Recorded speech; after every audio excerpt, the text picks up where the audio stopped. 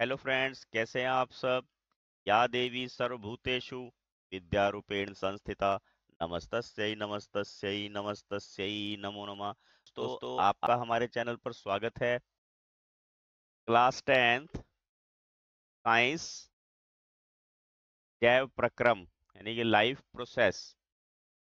तो आज इसके हम अनुभाग के प्रश्न हल कर रहे हैं और अनुभाग 5.1 क्वेश्चन नंबर फर्स्ट है, हमारे जैसे बहुकोशिकीय जीवों में ऑक्सीजन की आवश्यकता पूरी करने के लिए विसरण क्यों अपर्याप्त है। अब बहुकोश के जीव क्या होते हैं? जिनका शरीर एक से अधिक कोशिकाओं से मिलकर बना होता है, उन्हें बहुकोश के जीव कहते हैं। अब उनकी ऑक्सीजन की आपूर्ति विसरण द्वारा क्यों नहीं हो सकती? का शरीर बड़ा होता है, की संरचना जटिल होती है, कोशिकाएं एक के अंदर एक होती हैं। आप अपनी बाजू को देखिए, जो आपकी बाजू की मोटाई है उसके अंदर कितनी सारी कोशिकाएं होंगी।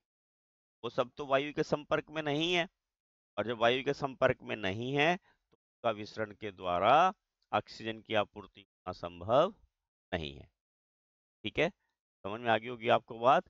क्योंकि बहुकोश के जीवों का शरीर बड़ा होता है, जटिल होता है, और उनकी सभी कोशिकाएं सीधे वायु के संपर्क में नहीं रह सकती, इसलिए विसरण द्वारा इनकी ऑक्सीजन की आपूर्ति होना संभव नहीं होता।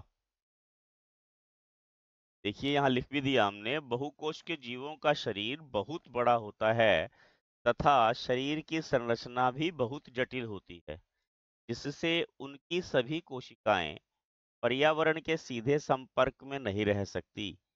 इसी कारण बहुकोश के जीवों में ऑक्सीजन की आवश्यकता पूरी करने के लिए विसरण अपर्याप्त होता है।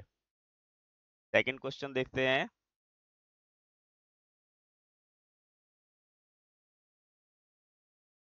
कोई वस्तु सजीव है, इसका निर्धारण करने के लिए हम किस मापदंड का उपयोग करेंगे?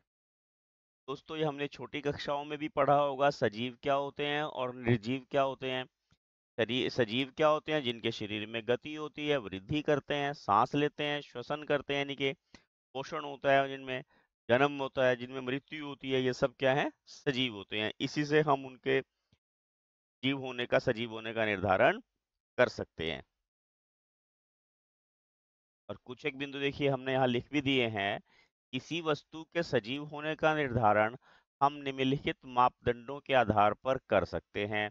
सजीवों में शारीरिक गति होती है, सजीवों में विकास और वृद्धि होती है, सजीव सांस लेते हैं, सजीवों में पोषण होता है, सजीव प्रजनन कर सकते हैं। इन मापदंडों के आधार पर हम किसी भी वस्तु का सजीव होने का निर्धारण कर सकते हैं। अगला प्रश्न देखते हैं। किसी जीव अगला प्रश्न देखिए, किसी जीव द्वारा किन कच्ची सामग्रियों का उपयोग किया जाता है? हम कौन कौन सी कच्ची सामग्रियों का उपयोग करते हैं? जल है, खनिज लवण है, ऑक्सीजन है। ये हमारे शरीर में कच्ची सामग्रियां होती हैं जिनका हम इस्तेमाल करते हैं, और इसी सामग्रियों के द्वारा सभी जैव प्रक्रियाएं हमारे शरीर में होती हैं। जैसे जैव प्रक्रियाओं में श्वसन है, विक्षेपण है ना, इन सब का काम जो है के द्वारा होता है।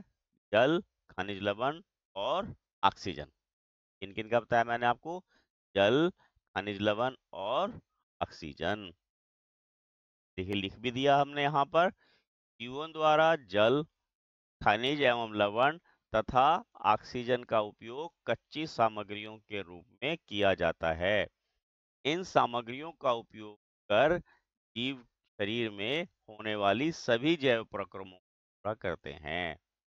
बिल्कुल सिंपल सा है। जल, खनिज लवण, अगर यहाँ से एवं हटा भी दे तब भी चल जाएगा हमारे पास। खनिज लवण लिख लेते हैं, तथा ऑक्सीजन का उपयोग कच्ची सामग्रियों में करते हैं। नेक्स्ट प्रश्न देखिए, जीवन के अनुरक्षण के लिए किन प्रक्रमों का होना आवश्यक है? अब जीवन बनाने के लिए क्या क्या जरूरी है? जैसे आपको सिंपल पता होगा कि भोजन करेंगे तभी हम जीवित रहेंगे, यानी कि पोषण जरूरी है। ठीक है ना? सांस नहीं लेंगे तो हम जीवित नहीं रह सकते, यानी कि श्वसन भी जरूरी है। ठीक है ना? और हमारे शरीर में अगर पचे हुए भोजन का स्थानांतरण नहीं होगा तब भी हम जीवित नहीं रह सकते, यानी कि परिवहन भी जरूरी है शरीर के अंदर। तो वेस्ट मटेरियल है उसको शरीर से बाहर निकालना वो भी जरूरी है, यानी कि हमारे पास उत्सर्जन भी जरूरी होता है, ठीक है ना। और शरीर की वृद्धि भी जरूरी होती है। अब ऐसा नहीं है कि जितने बड़े आप पैदा हुए हो तो उतने बड़े रहेंगे सारी उम्र, भी बढ़ना चाहिए। वृद्धि और विकास जरूरी है, जनन भी जरूरी है, और हमारे पर्यावरण के मुताबिक जो है उसका अनुकूलन भी जरूरी है। सभी कुछ जरूरी होता है, पोषण है, श्वसन है, परिवहन है, उत्सर्जन है, वृद्धि है, जनन है, अनुकूलन है, ये सब हमारे जीवन के अनुरक्षण के लिए आवश्यक तत्व होते हैं। देखिए, जीवन के अनुरक्षण के लिए निम्न प्रक्रम, ये शब्द गलत है, कट कीजिए। देखिए यहाँ पर लिख भी दिया, जीवन के अनुरक्षण के लिए निम्न प्रक्रम आवश्यक हैं।